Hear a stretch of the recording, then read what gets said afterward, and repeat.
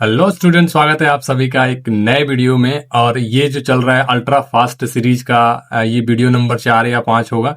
ठीक है, तो इस वीडियो में क्लास 12 की बायोलॉजी का हम लोग 40 क्वेश्चन करने जा रहे हैं। तो देखते हैं हम लोग 12 मिनट में 15 मिनट में 40 क्वेश्चन कर पा रहे हैं कि नहीं। तो बिना टाइम वेस्ट किए सीधे चलते हैं अपने क्वेश्चन पे। ये बायोलॉजी 2024 का क्वेश्चन पेपर, और इसमें देखते हैं कि हम लोग 15 मिनट में कितना क्वेश्चन कर पाते हैं। तो क्वेश्चन नंबर फर्स्ट इसमें जो दिया गया है वो पूछ रहे हैं कि अल्फा मोन एंटीट्रेप्सिन की क्या उपयोगिता है। एम्फाइसीमा के उपचार में, दूसरा अस्थमा के उपचार में, तीसरा कीटनाशक प्रोटीन के रूप में, और चौथा मधुमेह के उपचार में। ठीक है, अब देखो अल्फा वन एंटीट्रिप्सिन क्या होता है। यह एक केमिकल है जिसका उपयोग किया जाता है एम्फाइसीमा के उपचार में। मतलब हमारे जो फेफड़े होते हैं ना, उसमें जलन होने लगती है जिसको बोलते हैं बर्निंग ऑफ लंग्स। ठीक है, उसका नाम है एम्फाइसीमा, और उसी अल्फा वन एंटीट्रिप्सिन का उपयोग किया जाता है एम्फाइसीमा के उपचार में, मतलब फेफड़े के उपचार में। ठीक है, इसलिए इसका ऑप्शन नंबर 1 क्या है, सही है। आगे बढ़ते हैं, दूसरा नंबर क्वेश्चन। निम्नलिखित में से किस विधि द्वारा न्यूक्लिक अम्ल का प्रवर्धन होता है। प्रवर्धन माने इसको बोलते हैं इंग्लिश में हम लोग एम्प्लीफिकेशन। प्रवर्धन मतलब क्या होता है, एम्प्लीफिकेशन। तो पूछ रहे किस विधि द्वारा न्यूक्लिक अम्ल माने डीएनए आरएनए का प्रवर्धन हम लोग करा सकते हैं। पहला है ट्रांसफॉर्मेशन, दूसरा है ट्रांसफेक्शन, तीसरा है पीसीआर, और चौथा है सूक्ष्म प्रवर्धन। आपको बता दें कि किसी भी न्यूक्लिक अम्ल का अगर प्रवर्धन कराना है तो हमको पॉलीमेरेज चेन रिएक्शन कराना पड़ता है, जिसको शॉर्ट में बोलते हैं पीसीआर। ठीक है, इसलिए इसका सी नंबर आंसर सही है। ठीक है, आगे बढ़ते हैं, तीसरा नंबर क्वेश्चन। किस पीएच पर बैसिलस थ्यूरियेंसिस के द्वारा संश्लेषित कीटनाशक प्रोटीन सक्रिय हो जाता है। मतलब बीटी जो जीन होता है ना, वो किस पीएच पे सक्रिय होता है। आपको पता होगा बीटी जीन जब कीड़े मकोड़े उसको खाते हैं, मतलब बीटी टॉक्सिन को, तो उनके जो मुंह में जो जाता है वो प्रोटीन, ठीक है, तो क्या होता है उनके क्षारीय पीएच से क्या होता है, वो प्रोटीन क्या होता है, एक्टिवेट हो जाता है। एक्टिवेट होने से कीड़े के मकोड़े क्या होते हैं, मरने लगते हैं। इसका मतलब जो बीटी टॉक्सिन है वो किस पौधे पर काम, किस पीएच पे काम कर रहा है, वो करता है क्षारीय पीएच पे। ठीक है ना, तो उसका जो असली आंसर है ये है बी नंबर। ठीक है ना, माने क्षारीय पीएच पे वो अपना काम करता है। ठीक है, आगे बढ़ते हैं। तंबाकू के पौधे में सूत्रकृमि के संकरण को रोकने हेतु आरएनए व्यक्तीकरण का प्रयोग किया जाता है, जिसमें सूत्रकृमि विशिष्ट जीनों को किस संवाहक के द्वारा डाला जाता है। देखो तंबाकू को संक्रमण से बचाने के लिए सूत्रकृमि को देखो डाला जाता है उसके अंदर, लेकिन उसके डालने के लिए एक वेक्टर चाहिए, एक चीज चाहिए। ठीक है, और वो चीज क्या होता है, देखो 4 ऑप्शन दिया है, जीवाणु भजी, रेट्रोवायरस, इसीरिया कोली और एग्रोबैक्टीरियम। ये चौथा नंबर है एग्रोबैक्टीरियम, इसी से वो सूत्रकृमि क्या होता है उसके अंदर डाला जाता है, मतलब चौथा नंबर आंसर क्या है, सही है। आगे बढ़ते हैं, अगला क्वेश्चन बहुत सिंपल क्वेश्चन है। बासमती चावल की कितनी किस्में भारत में उगाई जाती है। देखो 20, 15, 27, 5। ठीक है ना, ऑफिशियली तो ये 27 ही है, लेकिन ऐसे तो 45, 40, 45 उगाई जाती है। ठीक है, इसका मतलब 27 नंबर आंसर इसका सही है। भारत में ऑफिशियली बासमती चावल की 27 किस्में उगाई जाती है। ठीक है, आगे बढ़ते हैं, क्वेश्चन नंबर 6। निम्नलिखित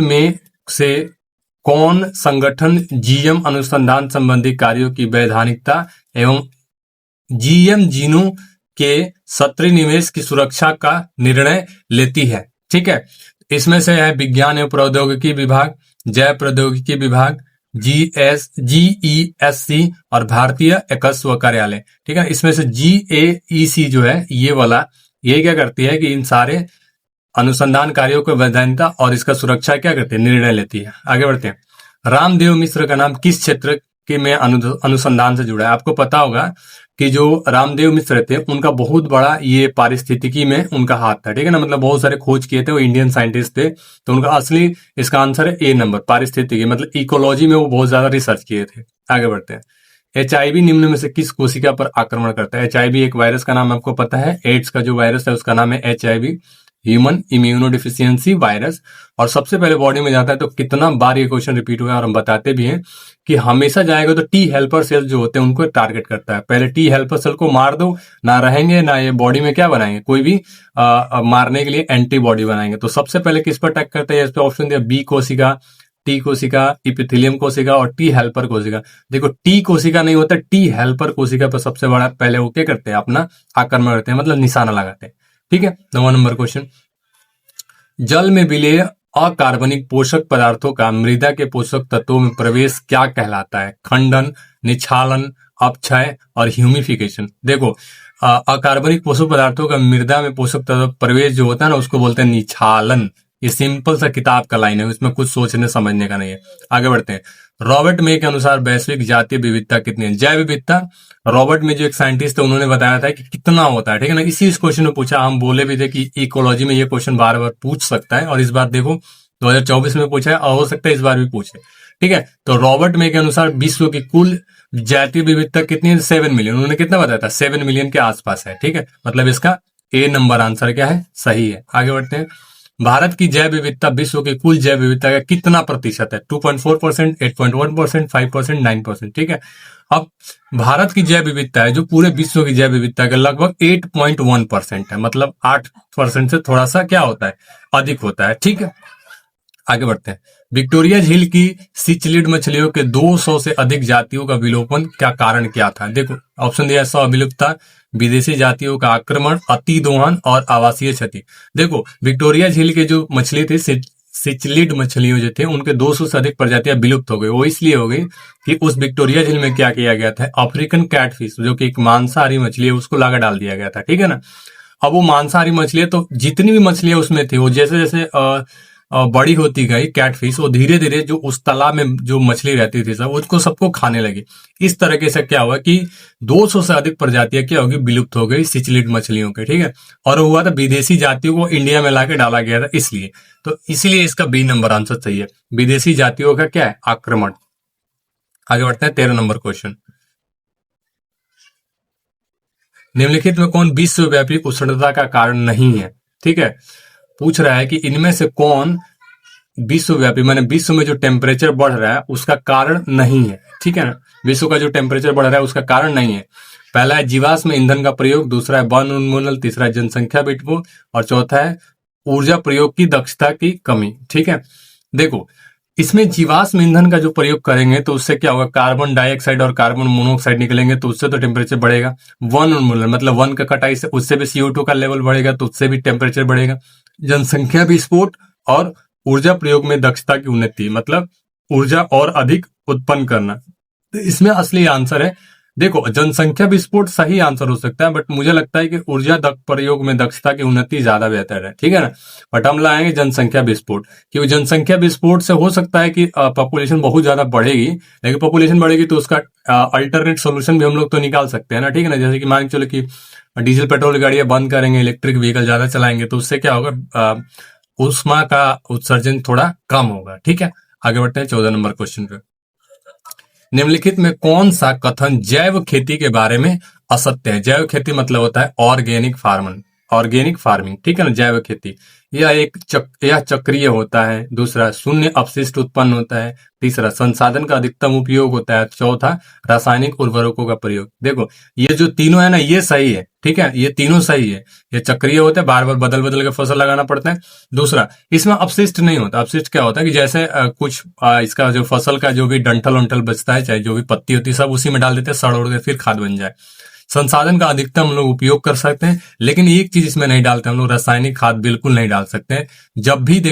जब भी खेती होता है कार्बनिक खेती, उसमें रासायनिक खाद क्या होता है? मना होता है, ठीक है। तो रासायनिक उर्वरक का हम लोग प्रयोग नहीं करते हैं, इसीलिए डी नंबर इसका आंसर क्या है? सही है। आगे बढ़ते हैं 15। तापक्रम के बारे में निम्नलिखित में कौन सा कथन असत्य है मतलब गलत है? ठीक है, तापक्रम सबसे महत्वपूर्ण पर्यावरणीय कारक है, ये सही आंसर, ये सही है, ठीक है ना। मतलब तापक्रम सबसे महत्वपूर्ण कारक है वायुमंडल का। दूसरा, तापक्रम विषुवत रेखा से ध्रुवीय रेखा की तरफ घटता है, ये भी सही है, क्योंकि विषुवत रेखा पर टेम्परेचर ज्यादा होता है, जैसे जैसे ऊपर की तरफ बढ़ते हैं ध्रुवीय क्षेत्रों की तरफ तो क्या होता है? घटता जाता है, ठीक है ना। तापक्रम ऊंचाई के साथ बढ़ता है, ये गलती है। ये गलती इसलिए है क्योंकि जितना ऊपर हम लोग जाते हैं टेम्परेचर ड्रॉप होता है, मतलब टेम्परेचर कम होता है, टेम्परेचर ज्यादा नहीं होता है, कम होता है। और चौथा है तापक्रम पहाड़ के शिखर पर कम होता है। पहाड़ पे जाएंगे तो कम होगा ही, लेकिन ये जो सी नंबर आंसर लिखा है तापक्रम ऊंचाई बढ़ने से बढ़ता है, ये गलती है। तापक्रम ऊंचाई बढ़ने से घटता है, ठीक है ना, बढ़ने से क्या होता है? घटता है। आगे बढ़ते हैं। वांछित विशेषकों ट्रेट को विकसित करने का कार्य प्राकृतिक वर्ण द्वारा किस स्तर पर किया जाता है? ठीक है, व्यष्टि स्तर पे, समष्टि स्तर पे, समुदाय स्तर पे, या क्या है इसमें चौथा प्राकृतिक स्तर पे, ठीक है ना। तो समष्टि स्तर पे क्या होता है? ट्रेड को विकसित करने का क्या किया जाता है? कोशिश किया जाता है। आगे बढ़ते हैं 17 नंबर। मानव समष्टि में आयु पिरामिड में जनन पूर्व, जनन श्रम एवं जन्मोत्तर आयु वर्ग के व्यक्तियों का प्रतिशत क्रमशः घटते क्रम में है। तो यह प्रतिबिंबित करता है कि समष्टि बढ़ रहा है, घट रहा है, स्थिर है कि अस्थिर है। देखो अगर इस तरह का कंडीशन दिया है ना तो उसका मतलब क्या है, घट रहा है। ठीक है ना, आगे बढ़ते हैं। निम्नलिखित में कौन जीवन काल में एक बार प्रजनन करते हैं? ठीक है ना, इसमें से जो ऑप्शन दिए गए 4 गो, महासागरीय प्रशांत महासागरीय सामन मछली एवं बांस, स्तनपाई पक्षी एवं स्तनपाई लीची और आम। देखो एक चीज सुनो, स्तनपाई मतलब जितने भी जो बच्चे देने वाले जीव वो तो हर साल बच्चे देते हैं, तो उनमें ये तो नहीं होगा। पक्षी हर साल अंडे देते हैं, नए बच्चे देते हैं, ये भी नहीं होगा। लीची और आम हर साल फरते हैं, तो ये भी नहीं होगा। इसका मतलब इसका पहला नंबर आंसर सही है, मतलब सालमन मछली और बांस। वैसे भी बांस अपने पूरे जीवन काल में एक ही बार क्या करता है, पुष्प देता है। ठीक है, आगे बढ़ते हैं। 19 नंबर क्वेश्चन, वार्वलर के 5 निकटता संबंधित जातियों के साथ साथ रहने का कारण क्या था? स्पर्धीय अपवर्जन, संसाधन विभाजन, परजीविता। ठीक है ना, लास्ट क्या है इसका आंसर? सहभोजिता। ठीक है ना, इसका आंसर था संसाधन विभाजन। संसाधन में क्या हो गया था, विभाजित हो गया था, जिसके चलते उनको बार बार साथ साथ रहना पड़ रहा था। आगे बढ़ते हैं। निम्नलिखित में से कौन सा पौधा विषैला हृदय ग्लाइकोसाइड उत्पन्न करता है? कैक्टस, कैलोट्रोपिस, कॉफी पौधा, तंबाकू। देखो ऐसे नहीं भी पता, थोड़ा सा अंदाजा लगाना चाहिए क्वेश्चन में। कैक्टस से उतना जहरीला नहीं होता है कि किसी का जान ले सके। दूसरा कॉफी का पौधा तो होता ही नहीं है किसी का जान लेने के। डी नंबर जो तंबाकू है, तंबाकू खाने से कैंसर वगैरह मुंह का होता है, बट जान नहीं जाती उसमें, कैंसर की वजह से जान जाती है, डायरेक्ट मार नहीं सकता है। बच्चा ये बी नंबर ऑप्शन कैलोट्रोपिस, यही आंसर सही है। कैलोट्रोपिस एक पॉइजन होता है जो क्या करता है, हृदय को ग्लाइकोसाइड नामक जहर उत्पन्न करता है, जिससे हृदय क्या होता है, बंद हो सकता है या फिर मर जाता है आदमी से। ठीक है, अगला क्वेश्चन 21 नंबर, निम्नलिखित में कौन अपघटक है? कवक सवाल, कवक एवं विषाणु, कवक एवं जीवाणु, कवक जीवाणु एवं विषाणु। देखो इसमें जो सी नंबर आंसर सही है, कवक एवं जीवाणु, यही दो को अपघटन करता है। मतलब ये क्या करते हैं, मरने वाले पेड़ पौधों और जंतुओं के जो शरीर होते हैं उनको खा के क्या करते हैं, नष्ट करते हैं, और उनको वायुमंडल में फिर से क्या करते हैं, पुनः स्थापित कर देते हैं। इसीलिए यही दोनों क्या है, अपघटक है। आगे बढ़ते हैं 22 नंबर क्वेश्चन पे, निम्नलिखित में से कौन जीवाणुओं के लिए क्लोनकारी संवाहक नहीं है? मतलब जीवाणुओं के अंदर जो क्लोन डाला जाता है ना, डीएनए का थोड़ा सा पार्ट्स काट के हम लोग, तो इसमें से पूछ रहा कौन संवाहक नहीं? संवाहक माने वो जो डीएनए को कैरी करता है। ठीक है, पहला है जीवाणु भोजी, ये उपयोग करते हैं। दूसरा है प्लाज्मिड, ये भी उपयोग करते हैं। तीसरा है पीबीआर 322, एक तरह का प्लाज्मिक एग्जाम्पल, ये भी उपयोग करते हैं। लास्ट में जो ये ऑप्शन दिया है टीडीएनए, टीडीएनए नाम का कुछ ऐसा प्लाज्मिड नहीं होता या फिर क्लोनिंग वेक्टर नहीं होता। ठीक है ना, इसीलिए इसका चौथा नंबर आंसर सही है। 23 नंबर, निम्नलिखित में से किस विधि से पुनर्योग डीएनए को सीधे जंतु कोशिका के केंद्रक में अंतःक्षेपित किया जा सकता है? ट्रांसफेक्शन, रूपांतरण, जीन गन या फिर सूक्ष्म अंतःप्रेषण। अब आपको पता होगा कि सीधे केंद्रक में अगर किसी जंतु कोशिका के केंद्रक में अगर हमको कुछ डालना है तो सीधे क्या करते हैं, सूक्ष्म अंतःप्रेक्षण करते हैं। मतलब माइक्रो इंजेक्शन से सीधे उसके केंद्रक में क्या करते हैं, डाल सकते हैं। आगे बढ़ते हैं। डीएनए के पृथक्करण हेतु कवक को किस एंजाइम से संसाधित करते हैं? डीएनए के पृथक्करण कवक में डालना है। कवक में देखो, कवक में एक ही ऑप्शन होता है, काइटिनेज, क्योंकि कवक का जो कोशिका भित्ति होती है किससे बनी होती है, वो होते हैं काइटिनेज से। ठीक है ना, तो इसका मतलब 24 का जो आंसर है वो है काइटिनेज। ठीक है, आगे बढ़ते हैं। निम्नलिखित में कौन पीबीआर 322 में नहीं है? अभी बताए थे कि पीबीआर 322 जो होता है एक क्लोनिंग वेक्टर है। ठीक है ना, एक प्लाज्मिड का एग्जाम्पल है। प्रतिकृतिक उत्पत्ति, प्रतिबंधन स्थल, टीडीएनए और प्रतिजैविक प्रतिरोधी जीन, ये पहला होता है, दूसरा होता है, चौथा भी होता है। टीडीएनए इसमें भी नहीं होता है। ठीक है ना, इसका मतलब सी नंबर ऑप्शन सही है। चलो आगे बढ़ते हैं। यदि बाहरी जीन का निवेशन टेट्रासाइक्लिन प्रतिरोधी जीन में कर दिया जाए तो पुनर्योग प्लाज्मिड का क्या होगा? एम्पिसिलिन प्रतिरोध समाप्त हो जाएगा, टेट्रासाइक्लिन प्रतिरोध समाप्त हो जाएगा, प्रतिलिपि आसान हो जाएगा, एम्पिसिलिन प्रतिरोध ज्यादा मजबूत हो जाएगा। ठीक है, तो इसका मतलब टेट्रासाइक्लिन प्रतिरोध क्या होगा, समाप्त हो जाएगा। अगर नहीं डालेंगे, कर देंगे तो टेट्रासाइक्लिन प्रतिरोधन क्या होता है, समाप्त हो जाएगा। अगला बढ़ते हैं।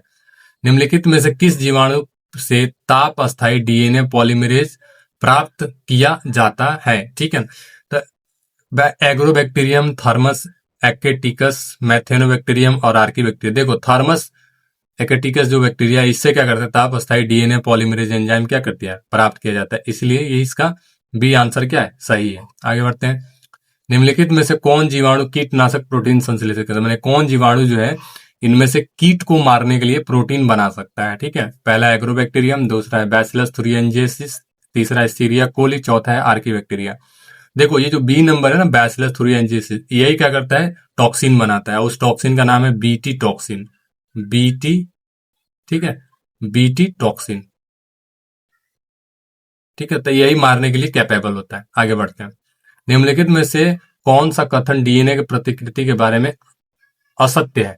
ठीक है, पहला, डीएनए का अर्ध संरक्षी प्रतिकृति होता है, ये सही है। डीएनए का हमेशा क्या होता है, प्रतिकृति अर्ध संरक्षी होता है। दूसरा, डीएनए की प्रतिकृति का प्रमुख एंजाइम डीएनए पॉलीमरेज है, ये भी सही है। तीसरा, प्रतिकृति में किसी भी गलती के परिणाम स्वरूप उत्परिवर्तन होता है, ये भी सही है। और चौथा है, डीएनए की दोनों लड़ियों पर प्रतिकृति सतत होता है, नहीं, ये ऑप्शन गलत है। डीएनए के दोनों जो न्यूक्लियोटाइड है उस पर एक साथ नहीं होता है, अलग अलग होता है। ठीक है ना, मतलब डी नंबर आंसर इसका सही है। आगे बढ़ते हैं। निम्नलिखित में कौन सा एंजाइम राइबोसोमल आरएनए के अनुलेखन हेतु उत्तरदायी है। आरएनए पॉलीमरेज 1, 2, 3, इसमें से ये जो ए नंबर आंसर है आरएनए पॉलीमरेज, सिंपल यही आंसर है। आगे बढ़ते हैं।